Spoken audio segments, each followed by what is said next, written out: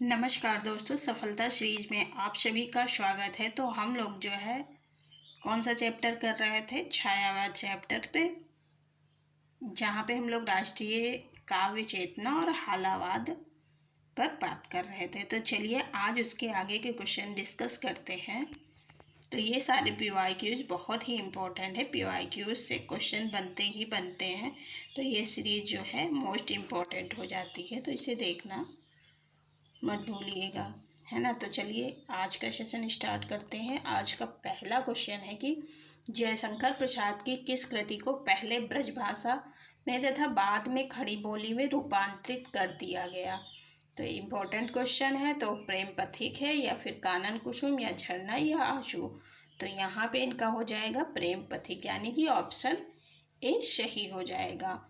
चलिए कुछ point discuss कर लेते हैं। आधुनिक हिंदी साहित्य के छायावादी आंदोलन के अग्रणी कवि तथा प्रवर्तक जयशंकर प्रसाद ने प्रेम पथिक 1914 नामक काव्य की रचना ब्रजभाषा में की, है ना। कब की थी? तो 1914 में की थी। किस भाषा में? तो ब्रजभाषा में की थी।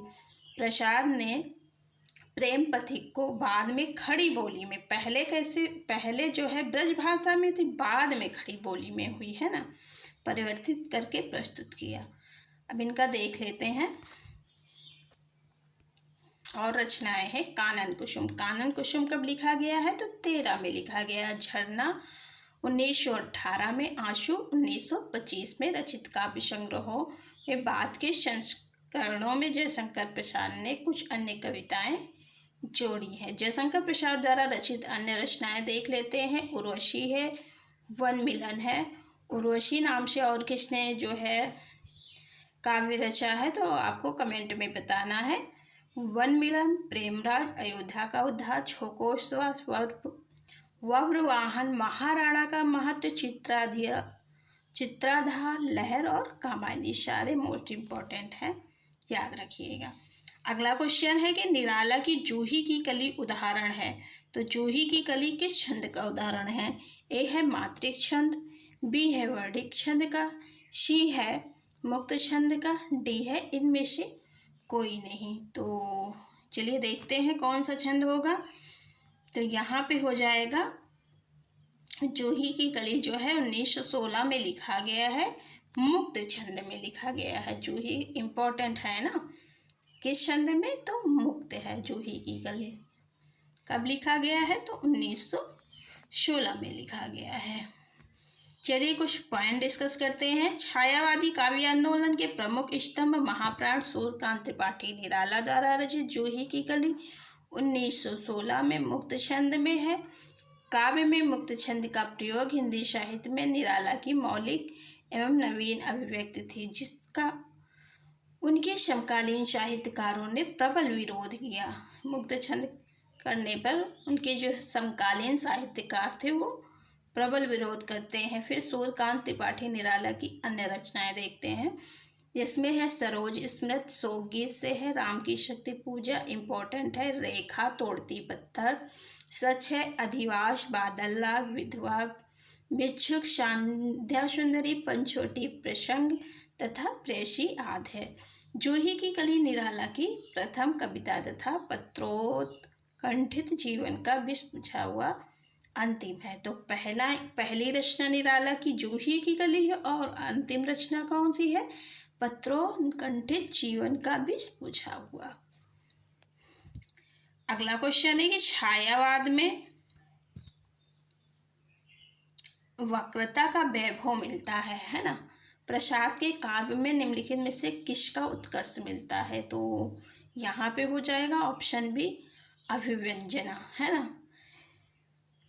छायावादी कविताएं जो हैं वक्रता के वैभव से युक्त हैं, ये ऑप्शन आ सकता है छायावादी विशेषताओं में, है ना, वक्रता के वैभव से युक्त हैं। जयशंकर प्रसाद की रचनाएं जैसे कामायनी, आंसू में अभिव्यंजना का उत्कर्ष मिलता है। तो कामायनी और आंसू में क्या मिलता है? अभिव्यंजना, है ना। अगला क्वेश्चन है कि केवल सूक्ष्मगत सौंदर्य सत्ता का राग कहकर छायावाद का किसने विरोध किया था? तो वो हो जाएंगी हमारी महादेवी वर्मा। महादेवी वर्मा को आधुनिक युग की मीरा कहा जाता है। छायावादी कवियों में महादेवी वर्मा ही रहस्यवाद के भीतर रही हैं। अगला क्वेश्चन है, प्रसाद की काव्य कृतियों का सही अनुक्रम क्या है? तो सबसे पहले प्रसाद का कौन सी रचना आती है? तो सबसे पहले उर्वशी आती है। उर्वशी कब लिखा गया था? 1909 में लिखा गया है ना। झरना 1918 में लिखा गया है, आंसू 1925 में और लहर 1933 में लिखा गया है। तो ऑप्शन सी यहाँ पे सही हो जाएगा। इनकी रचनाओं को प्रकाशन वर्ष से देख लेते हैं, हो सकता है इसके अतिरिक्त पूछ लिया जाए, है ना। तो चलिए देखते हैं। उर्वशी जो है इनका जो है 9 में लिखा गया है, यानी कि 1909 में। वन मिलन 1909 में, प्रेमराज 1909 में। 1909 में इनकी 3 रचनाएं हैं, कौन कौन सी? उर्वशी, वन मिलन और प्रेमराज। छोकोश्वास 10 में, अयोध्या का उद्धार 10 में, वज्रवाहन 11 में। 2 रचनाएं 10 में मिलती हैं, एक छोकोश्वास, एक अयोध्या का उद्धार। वज्रवाहन इनका 1911 में है, कानन कुसुम 13 में है, प्रेम पथिक 14 में है। प्रेम पथिक पहले ब्रजभाषा में परिवर्तित करके इसको खड़ी बोली में लिखा गया, अभी देखते हैं। फिर है महाराणा का महत्व 1914 में, चित्राधार 1918, झरना 1918, यानी कि प्रेम पथिक और महाराणा का महत्व इनका 1914 का है और चित्राधार और झरना 1918 का है। आंसू 1925 का हो जाएगा, लहर 1933 का, कामायनी 1935 ईस्वी का। चलिए अगला क्वेश्चन देखते हैं। क्वेश्चन है कि सुमित्रा नंदन पंत के निम्नलिखित काव्य संग्रह को उनके प्रकाशन वर्ष के अनुसार सुमेलित कीजिए। पल्लव, वीणा, गुंजन और स्वर्ण केरल है। तो देखते हैं पल्लव कब लिखा गया है। तो पल्लव 1928 में लिखा गया ना। ए का हो जाएगा 4, है ना। तो यहाँ पे पहले देख लेते हैं ए का 4 कहीं पे है, तो हम एक ही ऑप्शन से जो है मिला लेंगे। हाँ यहाँ पे है ए का 4, यानी कि ऑप्शन बी सही हो जाएगा। चलिए देख लेते हैं और सबका प्रकाशन वर्ष जो कि इम्पोर्टेंट है।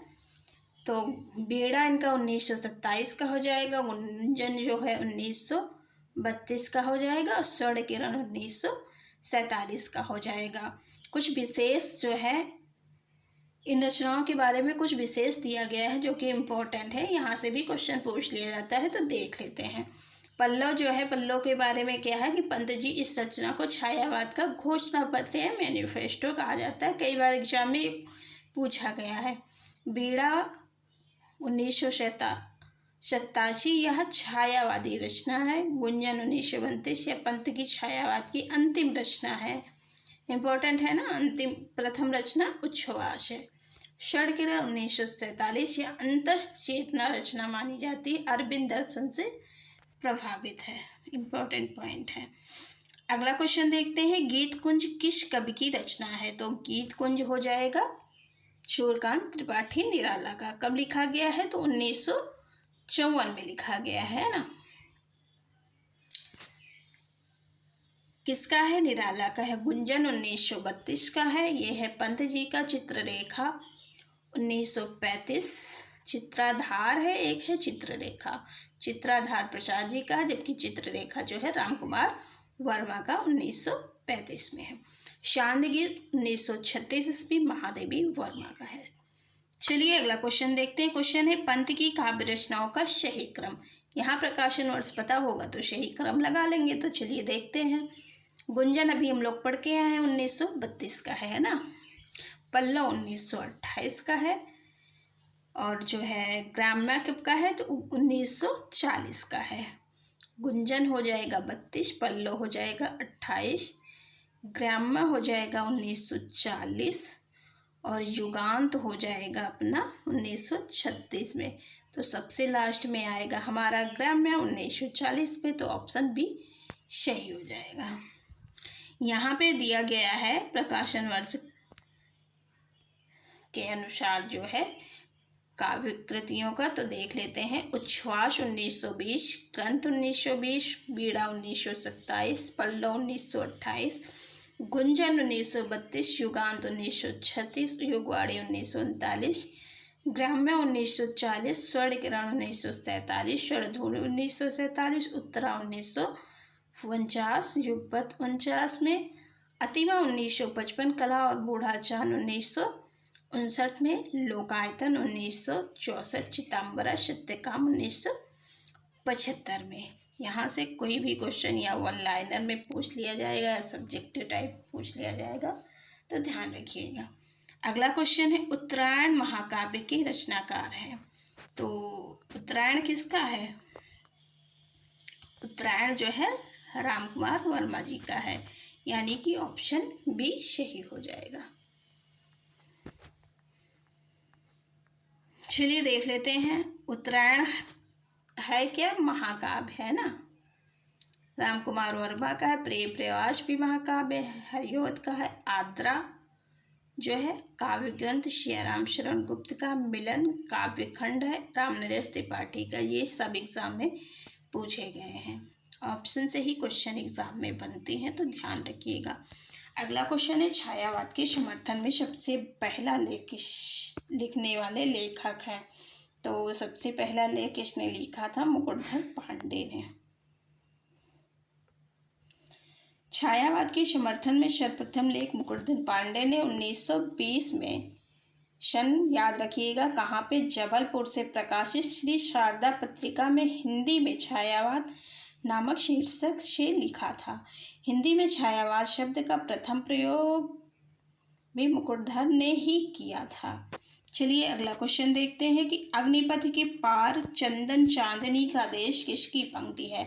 तो ये हो जाएगा महादेवी वर्मा, ऑप्शन बी सही हो जाएगा। महादेवी वर्मा की प्रमुख रचनाएं देख लेते हैं जो कि बार बार एग्जाम में पूछी जाती हैं।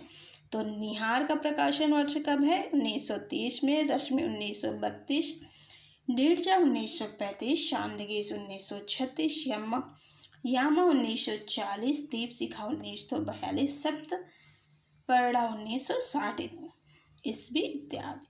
अगला क्वेश्चन है कि अंग्रेजी स्वच्छंदतावादी काव्य का प्रभाव हिंदी की किस काव्य धारा पर दिखाई देता है? तो वो दिखाई देता है छायावाद पे। छायावाद को क्या कहा जाता है? अंग्रेजी में स्वच्छंदतावाद, यानी कि रोमांटिसिज्म का प्रभाव। हिंदी में छायावाद जो है 1918 से 1936 ईस्वी दिखाई पड़ता है। छायावाद काल में स्वच्छंदता को बढ़ावा दिया गया तथा विचारों की उन्मुक्त स्वतंत्रता दिखलाई पड़ती है। अगला क्वेश्चन है कि छायावाद की निम्नलिखित विशेषताएं हैं। तो छायावाद की विशेषताएं कोई भी हो, छायावाद, प्रगतिवाद, प्रयोगवाद, सबकी विशेषताएं याद रखनी चाहिए क्योंकि क्वेश्चन बनता है यहाँ से। तो चलिए देखते हैं छायावाद की विशेषताएं कौन कौन सी हैं। तो पहला है कि आत्मा अनुभूति की अभिव्यक्ति, ये सही है। साम्राज्यवाद के प्रति विद्रोह, ये भी सही है। सौंदर्य के प्रति अत्यधिक आकर्षण, ये भी सही है। छायावाद रहस्यवाद का पर्याय है, ये भी सही है। यानी कि ऑप्शन डी हो जाएगा। ये यहाँ बताया गया है आंशिक सही है ना, पूर्ण रूप से नहीं सही है। अगला क्वेश्चन है कि रचनाकाल की दृष्टि से निम्नलिखित कृतियों का सही अनुक्रम। तो यहाँ पे भी जब प्रकाशन वर्ष पता होगा तभी बता पाएंगे। तो चलिए देखते हैं क्या होगा। कामायनी सबको पता होगा 1935 का है ना। पल्लव भी देख के 1928 का है। तो पल्लव ही दीप शिखा हो जाएगा 1942 का। कुकुर मुत्ता जो है हो जाएगा 1942 का। यानी कि यहाँ ऑप्शन डी सही होगा क्योंकि पल्लव जो है 1928 का है, तो सबसे पहले यही आएगा। 1936 में कामायनी हो जाएगा, तो ऑप्शन डी यहाँ सही हो जाएगा। अगला क्वेश्चन देखते हैं, जूही की कली कविता के कवि कौन है? तो सबको पता है, अभी ऊपर पढ़ के आए हैं, निराला जी हैं। ऑप्शन बी सही हो जाएगा। जूही की कली लिखा कब गया? 1916 में, ये भी पढ़ के आए हैं। और जो है गिरजे के घंटा भी 1916 में लिखा गया, यानी कि निराला और पंत ने अपनी पहली रचना जो है 1916 में ही लिखी। श्रावण पंचक कब लिखा गया है? 1906 ईस्वी में, जयशंकर प्रसाद का है।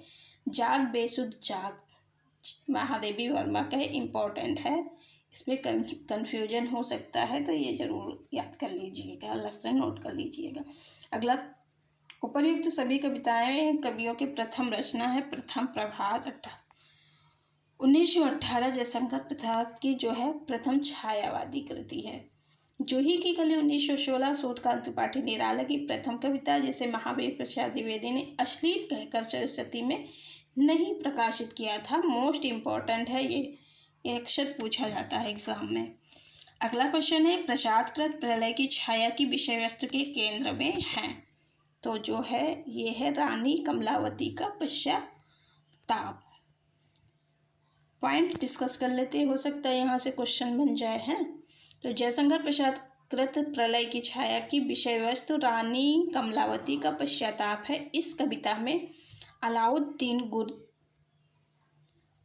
गुजरात के गुर्जर नरेश को पराजित करके उनकी पत्नी कमलावती को दिल्ली लाता है, जहाँ रानी बंदी के रूप में पश्चाताप करती हुई जीवन व्यतीत करती है। यह रचना प्रथम बार 1931 में हंस पत्रिका में प्रकाशित हुई। तो छाया प्रलय की छाया जो है सबसे पहले कब प्रकाशित हुई, तो 1931 में हंस पत्रिका में। बाद में या कब, बाद में लहर 1933 नामक काव्य संग्रह में संकलित की गई। अगला क्वेश्चन है, निम्नलिखित कृतियों का सही अनुक्रम है, तो यहाँ भी जो है प्रकाशन वर्ष का ही खेल है, पता होगा तो मिल जाएगा। आंसू 25 ग्रंथ 20, यानी कि यहाँ पे भी नहीं हो रहा है, तो आंसू 25 ग्रंथ ये में लगता है 20 का है। ठंडा लोहा और नए पत्ते देखते हैं, ग्रंथ 20 का है, आंसू 25 का, नए पत्ते 46 का और ठंडा लोहा 52 का है। तो इसके हिसाब से तो यहाँ कोई ऑप्शन ही नहीं सही है ना, क्योंकि यहाँ पे अगर ऑप्शन सी हम लगाते हैं तो ये पहले आ जाएगा, है ना। तो ऑप्शन सारे गलत हैं। यहाँ पे जो है इनका प्रकाशन वर्ष याद रखिएगा, क्वेश्चन बन सकते हैं। ग्रंथ जो है 1920 का है, पंत जी का है। आंसू 1925 जयशंकर प्रसाद का है। नए पत्ते 1946 सूर्यकांत त्रिपाठी निराला का है। ठंडा लोहा 1952 धर्मवीर भारती का है। कुछ नोट दिया गया है, इम्पोर्टेंट है।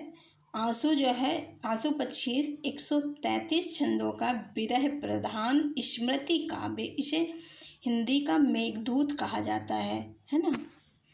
अगला क्वेश्चन देखते हैं। क्वेश्चन है कि हिम किरीटनी किसकी रचना है, तो हिम किरीटनी जो है माखनलाल चतुर्वेदी की, ऑप्शन ए सही हो जाएगा।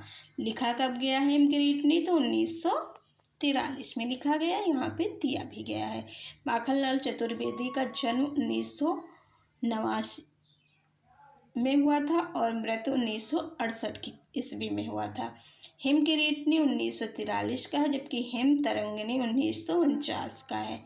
माता 1951, समर्पण 1956। हिम किरीटनी पर 1955 ईस्वी में साहित्य अकादमी पुरस्कार मिला। मोस्ट इम्पोर्टेंट अक्षर पूछा जाता है। अगले यहाँ पे कवि हैं बालकृष्ण शर्मा नवीन, इनकी कृतियाँ देख लेते हैं। पहले तो इनका जन्म देखेंगे, क्योंकि जन्म से क्वेश्चन बन जाता है। तो नवीन जी का जन्म 1897,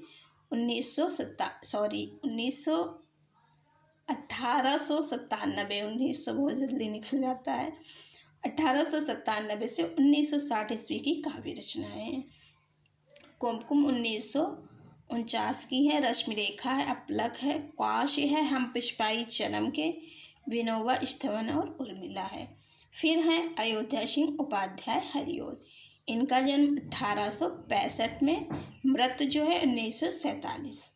इनकी काव्य रचनाएं कौन कौन सी हैं, तो कृष्ण शतक है 1882, रसिक रहस्य 1899, प्रेमाम्ब वारिधि 1900, प्रेम प्रपंच 1900, प्रेमाम्ब प्रश्रवण 1901 ईस्वी, प्रेमाम्ब प्रवाह 1901 ईस्वी, प्रिय प्रवास 1914 ईस्वी, चोखे चौबदे 32, फूल पत्ते 1935, चुभते चौबदे 1926, पदम प्रसून 1925, बोलचाल 1928।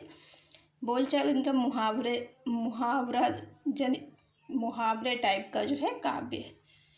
रसकलश जो है 1931, पारिजात 1937, कलकत्ता 1937, ग्रामगीन 1938, हरिओस ससई 1940, वैदेही वनवान 1941, मरमिस्पस 1956 में लिखा गया है। अगला क्वेश्चन है कि निम्नलिखित कृतियों का सही अनुक्रम क्या है। तो वही खेल है क्या, प्रकाशन वर्ष का खेल है। तो यहाँ पर अगर आपको पता होगा भारत भारती का प्रकाशन तो आसानी से आप ये क्वेश्चन कर सकते हैं। तो यहाँ पे हो जाएगा भारत भारती 1912, सबसे पहले यही आएगा। पल्लव 1928 हो जाएगा।